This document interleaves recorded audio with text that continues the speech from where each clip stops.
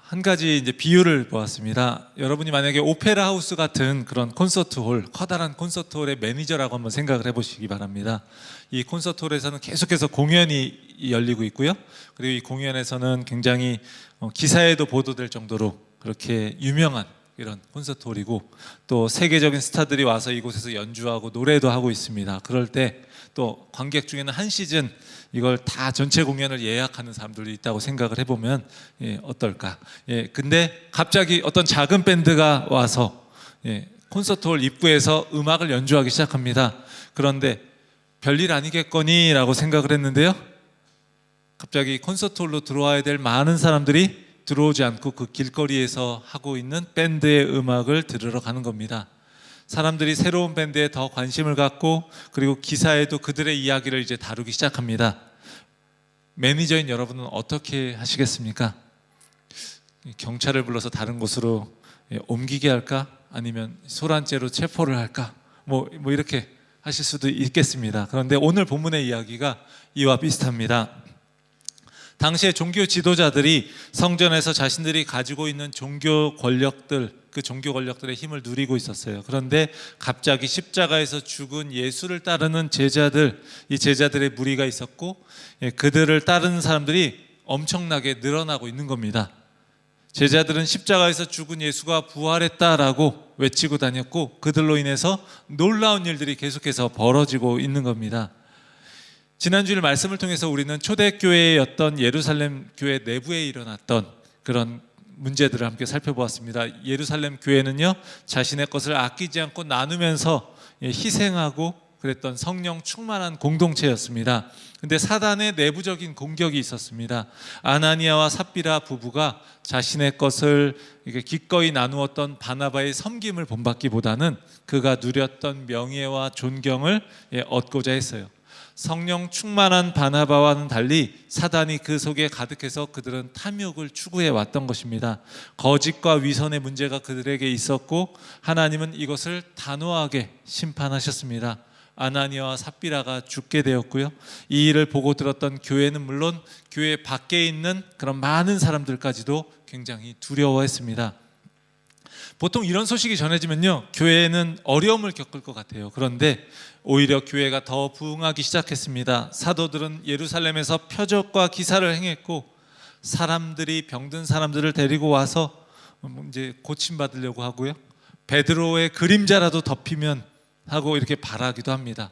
그러면 나을 수 있을 거야 라고 생각하는 그런 간절한 마음이었겠죠.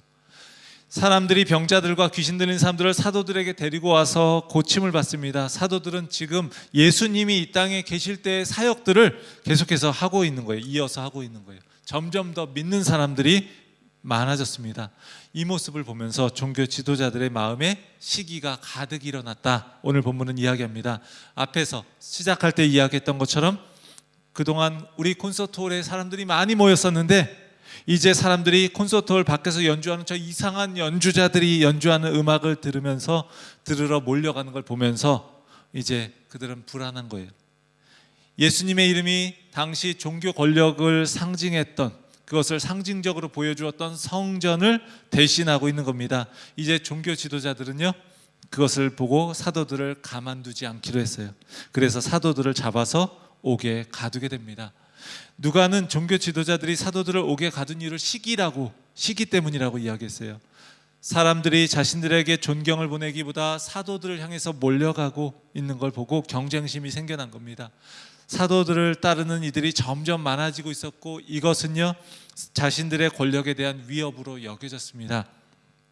종교 지도자로서 여러 사람을 한꺼번에 옥에 가두려면 마땅히 그에 합당한 근거가 있어야 하는데, 아무런 입장도 발표하지 않고 그냥 가둬버립니다. 그저 자신들의 밥그릇을 빼앗길까 봐 두려워하는 마음에 시기가 가득해서 사도들을 잡아다가 옥에 가둔 것입니다. 오늘 본문은 이제 5장 17절에서 32절까지로 이제 본문을 정했었지만, 그 뒷부분도 같이 그 내용을 함께 다루게 되겠습니다. 오늘 본문은요, 종교 지도자들인 대제사장과 사두개인들이 사도들을 잡아서 옥에 가두면서 생기는 일을 보여주고 있습니다. 아나니아와 삽비라 부부의 사건이 교회 내부로부터 사단이 공격한 것이라면 종교 지도자들의 박해는요, 사단이 외부로부터 교회를 공격하는 걸 보여줍니다. 오늘 말씀을 통해서 종교 지도자들을 통해 나타나는 사탄의 외부적인 그 공격에 대한 교회의 반응을 보면서 이제 박해 속에서도 자라가는 하나님의 나라, 이 모습을 우리가 깨달을 수 있기를 원합니다. 오늘 본문에서 사단의 공격에도 불구하고 어떤 일이 벌어지고 있는지를 우리가 함께 보기 원합니다. 먼저 사단의 공격에도 생명의 말씀은 멈추지 않는다라는 거예요. 대제사장과 사두개인들이 사도들을 잡아다 옥에 가두었습니다. 사두개인들을 한번 이야기하면요, 부활도 인정하지 않고 천사들의 존재도 인정하지 않는 사람들입니다. 예수 그리스도의 부활을 전하는 사도들을 향한 그런 적대감이 당연히 있었겠죠. 또한 사람들의 관심이 사도들에게 집중되면서 이제 자신들의 권력에 대한 위기감도 느꼈을 겁니다. 권력을 쥐고 있던 그들이 뭔가 긴장하고 뭔가 조치를 취해야 할 만큼 예수님을 따르는 그 예루살렘 공동체 교회의 모습은요, 굉장히 강력한 모습이었어요.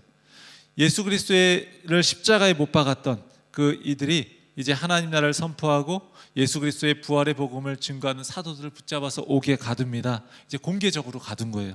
근데 어떤 일이 벌어지나요? 주의 사자가 밤에 옥문을 열고 그들을 끌어냅니다. 20절의 말씀은 이렇게 이야기하고 있어요. 가서 성전에 서서 이 생명의 말씀을 다 백성에게 말하라. 옥에서 풀어주면서 말하는 겁니다. 주의 사자는 천사를 가리키는 거예요.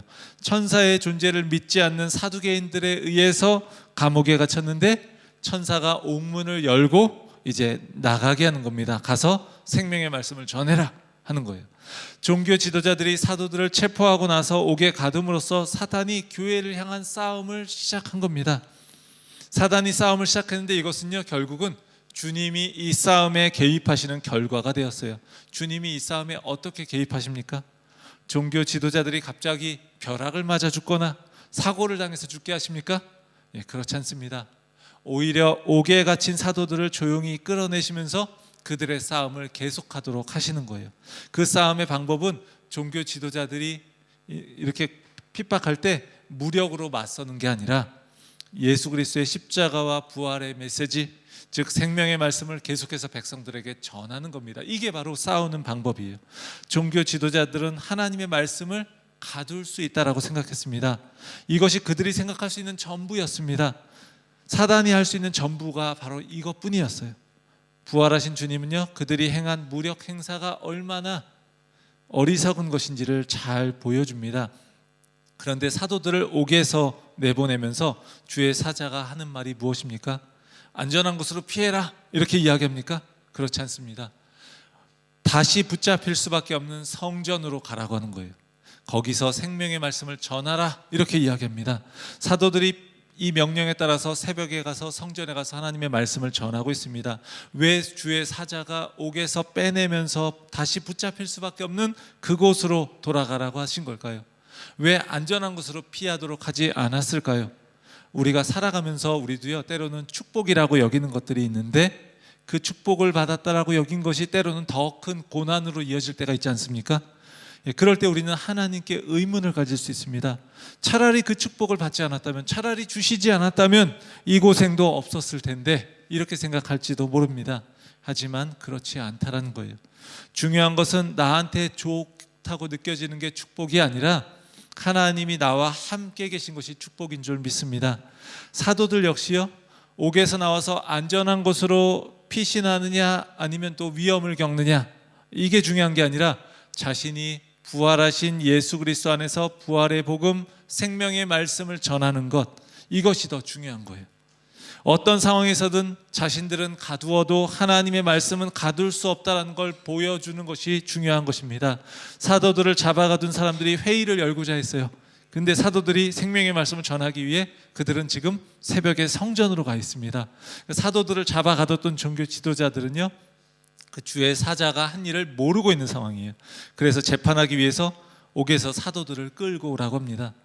그 명령을 듣고 간 사람들이 확인한 게 무엇이죠? 사도들이 없는 비어있는 감옥입니다. 이렇게 이야기하니까 좀 밋밋한데 영화나 드라마로 생각하면요, 굉장히 우스운 장면입니다. 우리 사극으로 이렇게 생각하면요, 죄인을 끌고 오너라 이랬는데 부하들이 막 갔다 오더니 없는데요. 딱 이렇게 이야기하는 거예요. 굉장히 이렇게 보면 우스운 그런 장면이 벌어지고 있는 거죠.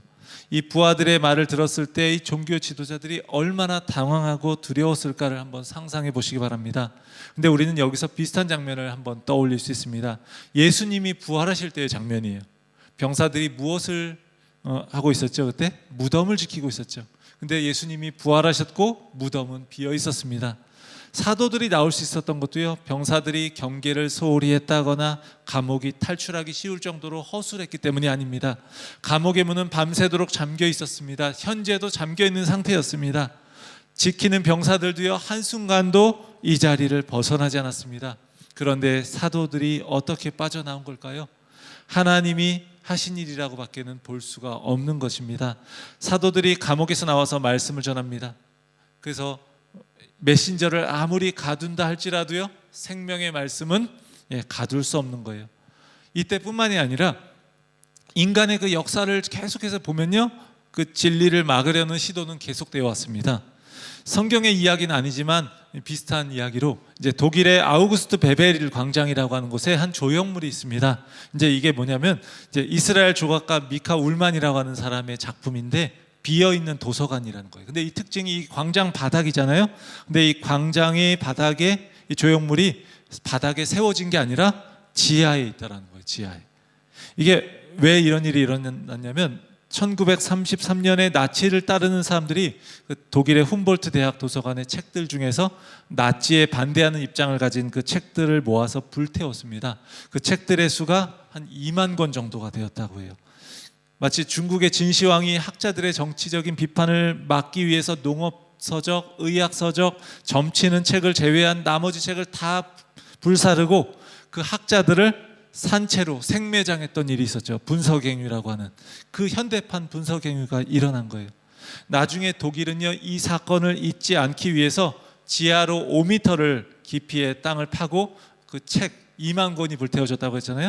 2만 권의 책을 넣을 수 있는 비어있는 도서관을 만들어서 경계로 삼았던 겁니다. 그래서 보통 메시지가 마음에 들지 않으니까 이 메신저를 공격하는 거죠.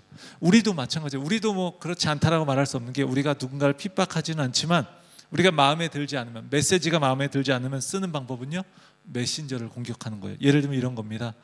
누군가가 우리에게 듣기가 좀 불편한 이야기를 합니다. 그런데 그 말이 옳은 말이에요. 그래서 내가 그것을 행해야 되는데 마음이 기분이 나쁘니까 받아들이고 싶지 않으면 어떻게 할까요? 보통 이렇게 할 겁니다. 당신 말이 맞는 건 알겠는데 왜 말을 그렇게 하지? 그렇게밖에 말을 못해? 나이도 어린데 예의를 갖춰서 이야기해야지. 뭐 우린 이렇게 이야기합니다. 물론 말을 할 때 우리가 정중하게 이야기해야 되고 예의를 갖춰서 이야기해야 하지만 이런 반응이 때로는 메시지를 받아들이기 싫어서 메신저를 공격하는 것이 될 수도 있다는 거예요. 하나님의 말씀을 증거할 때 사도들이 핍박받은 것처럼 끊임없이 사탄은요, 하나님의 말씀 메시지가 전해지지 못하도록 메신저를 공격한다는 겁니다. 사랑하는 성도 여러분, 메신저를 공격할지라도 메시지, 하나님의 말씀은요, 막을 수 없습니다. 그것은 메신저를 통해서 전해지지만 결국은 하나님이 하시는 일이기 때문에 그렇습니다. 그렇기 때문에 사도들이 두려움 없이 담대하게 생명의 말씀을 전했던 것처럼 우리의 입술을 통해서 또 우리의 삶을 통해서 하나님의 생명의 말씀이 널리 전해질 수 있기를 주의 이름으로 축원합니다. 둘째로요, 사단의 공격이 있지만 오히려 박해하는 자가 더 두려워했습니다. 기적적으로 풀려난 사도들이요, 말씀을 전하고 있다는 소식을 듣고 종교 지도자들이 사도들을 잡아서 데리고 와요. 그런데 폭력을 써서 그렇게 할 생각을 하지 못합니다. 왜냐하면 사도들이 끼친 영향력이 엄청나게 강했기 때문에. 26절이 그것을 잘 표현합니다. 성전 맡은 자가 부하들과 같이 가서 그들을 잡아왔으나 강제로 못하면 뭐라고 하죠? 백성들이 돌로 칠까 두려워함이더라. 사도들은 종교 지도자들에게 시기의 대상이었어요. 백성들에게는 그런데 존경의 대상이었습니다. 종교 지도자들은 힘으로 복음을 죽이려고 했지만 오히려 백성들은 그 복음으로 인해 생명을 얻고 있었습니다. 이 백성들이야말로 사도들이 감옥에서 기적적으로 나온 것을 보여주는 증인들이라고 할 수 있어요. 그러니까 사도들을 함부로 죽일 수가 없는 거죠. 재판이 벌어집니다. 그래서 공식적으로 회의가 소집되었는데 사도들이 사라졌고 말씀 전하는 일이 있었어요. 그리고 오히려 박해하는 사람들의 계획이 하나님의 일하심을 드러내는 그런 결과를 가져왔어요. 근데 감옥에 있어야 될 사람들이 사라진 것도 굉장히 놀라운데, 그리고 그것도 굉장히 두려운데, 말씀을 전하고 있는 사도들의 모습은 그들이 더더욱 놀라고 두려워할 수밖에 없는 그런 모습이었던 거죠. 종교 지도자들은 세상 권력을 다 가지고 있는 것 같아서 굉장히 강해 보이지만요, 실제로는 무기력한 사람들이었습니다. 그들은 두려움에 의해 움직였어요. 사도들이 전하는 부활의 복음을 두려워해서 그들을 가뒀고, 그들이 나와서 복음을 전할 때 백성들이 두려워서 또 어찌하지 못했어요. 반면에 사도들은 어떻습니까? 그들은요, 자신을 박해하는 권력의 힘으로 맞서지 않습니다. 그들은 오직 예수 그리스도를 향한 신뢰, 사랑, 서로를 향한 사랑, 신뢰, 이것으로 움직여요. 그들은 권력에 의해 끌려다니고 옥에 갇히고, 또 이따가 이제 그 뒤에 이야기할 텐데 채찍으로 맞는 그런 약한 모습을 보입니다. 그런데 어떤 곳에도 매이지 않는 거예요. 약하지만 매이지 않아요. 오직 하나님께만 매여 있기 때문에. 이 싸움은 강하지만 무기력한 종교 지도자들과 약하지만 매이지 않는 사도들의 싸움, 그런데 영적인 싸움인 거예요. 사도들은 하나님의 말씀에만 순종합니다. 주의 사자에게 들은 하나님의 말씀에 순종해서 감옥에서 나온 즉시 피하지 않고 성전에 들어가서 사람들을 가르칩니다. 반면에 종교 지도자들은 자신들의 두려움에 철저하게 순종하는 거예요. 백성들이 두려워서 그들을 어쩌지 못합니다. 예전에 이제 그 백성들이 두려워하는 것에 대한 이야기를 하면요, 우리 한국 대한민국에서 촛불 집회가 있었잖아요. 그래서 대통령, 최고 권력자가 탄핵되는 일이 있었습니다. 근데 그 당시의 상황을 이렇게 돌아보면서 국회의원 한 분이 이야기하는 걸 들었어요. 근데 이런 이야기를 해요. 주말에 시민들이 광장에 모여서 이 촛불 집회를 하고 나서 그때도 굉장히 두려웠지만 평일에 조용해졌을 때, 다 사람들이 없어지고 조용해졌을 때, 그때가 더 굉장히 무서웠다는 거예요. 이번 주말에는 얼마나 더 많은 사람들이 몰려올까, 또 얼마나 많이 모일까, 지난번보다 더 모였는데 얼마나 더 많이 모일까 하면서 그 조용하고 적막한 그 평일이 굉장히 두려움이 많이 몰려왔다는 겁니다. 많은 권력자들이 힘을 사용해서요 다른 사람을 누릅니다. 겉으로 볼 때는 강해 보이지만 자신의 지위를 잃을까 봐 두려워하고 불안해하는 그런 모습, 그런 마음이 그 밑에 깔려 있는 것은 아닐까요? 종교 지도자들 역시 마찬가지입니다. 이들이 사도들에게 또 물은 죄는요, 고작 전하지 말라는 부활의 복음을 전했다라는 것뿐이에요. 이렇게 말하면서 그들은 또 이렇게 이야기해요. 예루살렘에 이렇게 미친 복음의 영향력이 엄청나게 커졌다. 너희들이 전한 복음이. 사도들을 추궁하는데 그 죄목은 그냥 부활의 복음을 외치는 것 정도였어요. 십자가에서 처형된 예수의 죽음의 책임을 우리한테 탓하고 있는 거지 라고 말하는 거예요. 그러니까 이 사람의 이름으로 가르치지 말라고 했는데 너희가 가르쳐서 너희들의 가르침이 예루살렘에 가득하게 되었다. 그리고 너희가 그렇게 해서 예수의 죽음을 우리 탓으로 돌리는 거 아니냐, 이 정도만 따지고 있는 거예요. 자신들이 사도들에게 부활을 전하는 것을 엄하게 금지했지만 그것을 통제하지 못했다는 걸 밝히면서 스스로가 권위를 떨어뜨리고 있어요. 우리가 막았지만 부활의 가르침이 예루살렘에 가득하게 되었다, 이렇게 이야기하고요. 수천 명이 회심하고 많은 사람들이 병을 고치기 위해 사도들에게 또 찾아오고 하는 걸 그들이 알면서도 어찌하지 못합니다. 그저 예수의 죽음을 우리 탓으로 돌리는 거지. 굉장히 무서워하는 거죠. 많은 사람들이 오는 것에 대해서 무서워하면서 너 이 사람들 모아서 예수의 죽음을 내 탓으로 돌리는 거지, 이렇게 이야기하는 겁니다. 그들은요, 예수의 죽음이 자신의 책임이 아닌 것처럼 말하지만 예전에 예수님을 죽음에 넘겨주면서 그때 한 말을 기억하지 못하고 있어요. 마태복음 27장 24절 25절을 보면요, 빌라도가 재판하면서 백성들에게 한 말이 나옵니다. 빌라도가요, 사람들이 막 예수님을 죽이라고 하니까 이제 자신의 책임이 아니라고 하면서 손을 딱 씻고 이제 이 사람의 피에 대해서 나는 무죄하다, 너희가 다 책임져, 이렇게 이야기를 하는 겁니다. 그렇게 이야기를 하고 나니까 이제 이 사람들이 그래 우리가 책임질게, 우리하고 우리 자손들이 책임질게, 이렇게 이야기하는 겁니다.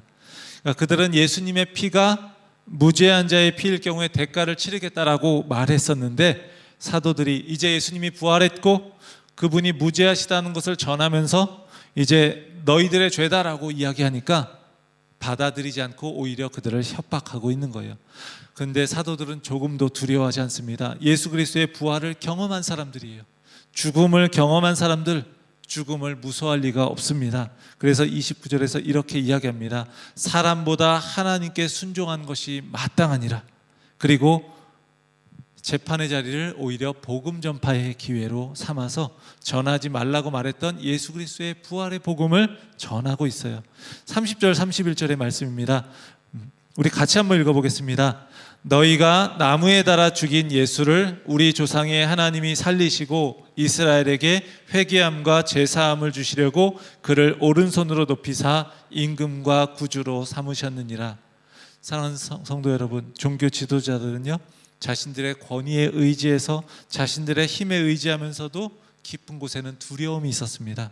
하지만 사람보다 하나님께 순종하는 것이 마땅하다라고 했던 이 사도들은요, 어떠한 위협에도 두려워하지 않았습니다. 그들은 자신들에게 집중하고 있었고 사도들은 하나님께 집중하고 있었기 때문에 그래요. 처음부터 상대가 되지 않는 싸움이었던 겁니다. 우리의 삶에서 정말 순종해야 할 하나님께 순종한다면요, 사도들과 같이 상황을 뛰어넘어서 자유할 수 있을 겁니다. 우리의 삶에서 종교 지도자들과 같이 상황을 내 손으로 통제하려고 하고 그 힘을 가지려고 하는 그런 불안한 모습이 아니라 하나님께 우리의 관심을 집중하면서 그분께 온전히 순종하는 모습을 갖기 원합니다. 그래서 우리가 이 멈추지 않는 하나님의 일을 이루어가는데 귀한 통로로 쓰이기를 주의 이름으로 간절히 축원합니다.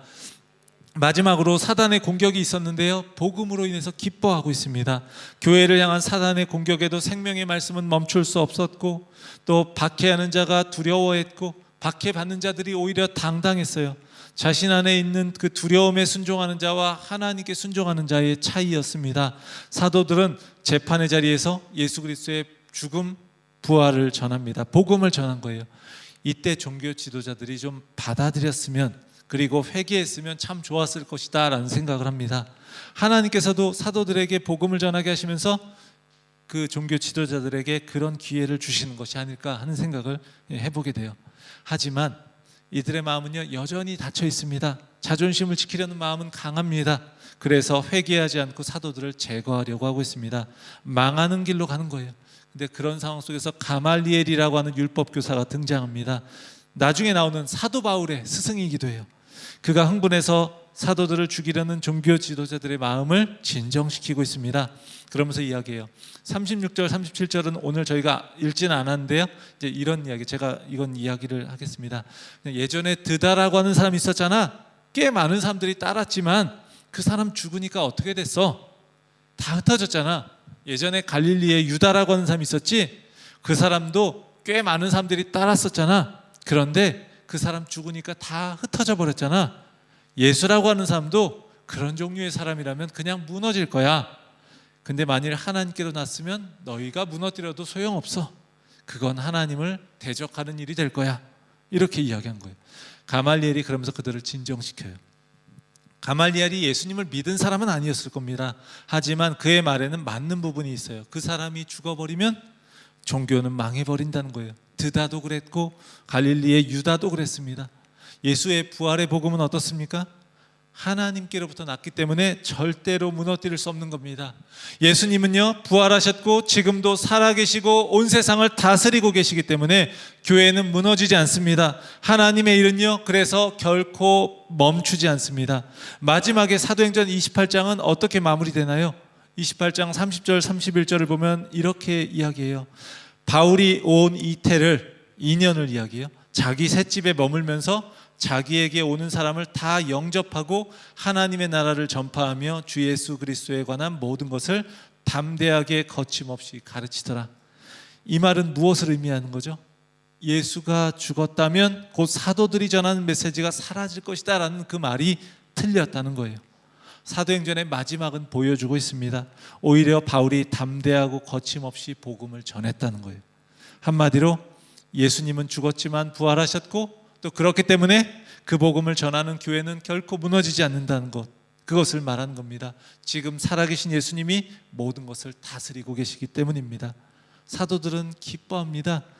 그들이 당분간 복음 전할 기회를 얻었기 때문에 우리 권리를 얻었기 때문에가 아니라 오히려 채찍에 맞고도 예수님의 이름으로 인하여서 능욕받는 일을 그것에 합당한 자로 여기심 받은 걸 기뻐한다는 거예요. 채찍을 맞는다는 건 엄청난 고통이 따르는 일입니다. 혹시 채찍에 맞아보신 분 계신가요, 여기? 예, 없을 것 같아요.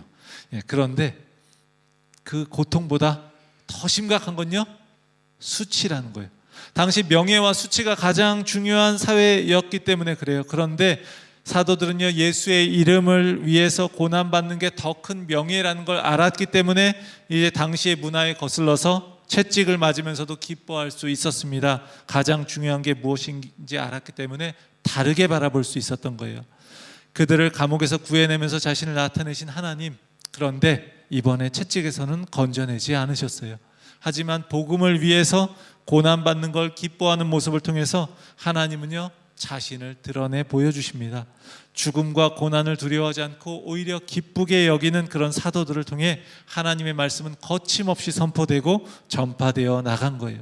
사랑하는 성도 여러분, 부활하신 예수 그리스도로 인해서 우리의 삶에도 때로 고난이 있어도 그 이름을 위해 받는 고난을 기뻐할 수 있기를 바랍니다. 사도들이 하나님이 옳다 인정하시는 걸 기뻐했던 것처럼 예수님의 십자가의 길을 걷는 것을 기뻐할 수 있는 우리 모두가 되기를 주의 이름으로 간절히 축원합니다. 사랑하는 우리 캔버라 리드 한인교회 성도 여러분, 부활하신 예수 그리스도께서 지금도 살아계십니다. 그래서 우리의 삶을 주관하십니다.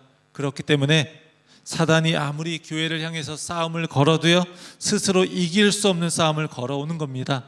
생명의 복음이 전파되도록 하시는 하나님의 일은요, 멈추지 않습니다. 죽음이 이기신 예수 그리스도가 우리 곁에 계시기 때문에 두려워하지 않고 담대하게 하나님의 일을 함께 이루어가는 우리 모든 성도님들 되시기를 주의 이름으로 간절히 축원합니다.